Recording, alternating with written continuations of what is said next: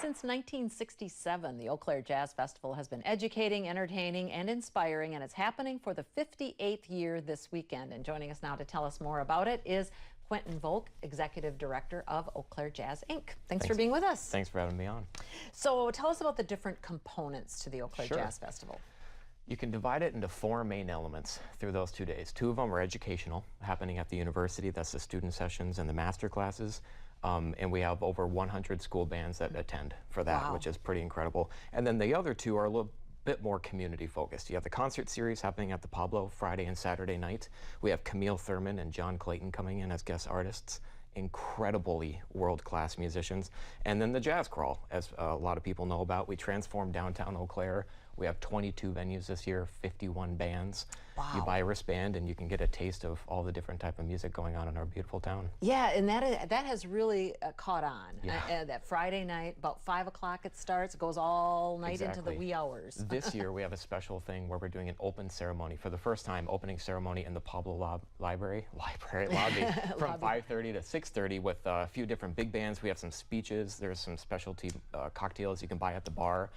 There's limited room in there, so I highly recommend that if you have a wristband, get to that earlier than later. But yeah, last year we saw over 3,000 in attendance and almost $400,000 in economic impact.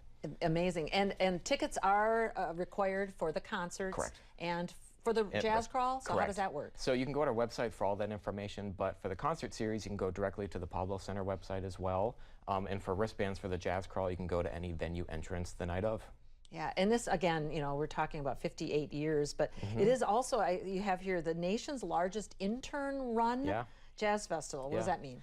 Well, so Eau Claire Jazz Inc. is a 501c3 nonprofit that hosts the Jazz Festival, and we have a very special partnership with the university, and we have a board of directors and executive director and all that stuff, right? But we also have interns that are boots on the ground, really in charge of a lot of real-world things for the festival. And I find it really empowering to watch them go through this and they get a taste of, you know, what it's like to actually follow through with something that has consequences. Sounds negative, but something that has impact if you don't follow through. Where a normal internship, you're getting coffee and stuff. This one, you're in charge of something, and it's really special watching those folks do that. So you're going to see them running around this weekend. They're in charge of a lot of really important stuff. Right. Again, educating and inspiring and entertaining. And then the concerts are Friday and Saturday night, about 7:30 p.m. Then the Jazz Crawl is happening on Friday as well. Lots of information online, and we do have a link on our website as well. Thanks again for being with us, Quentin. Thank you, Judy. And we'll be right back.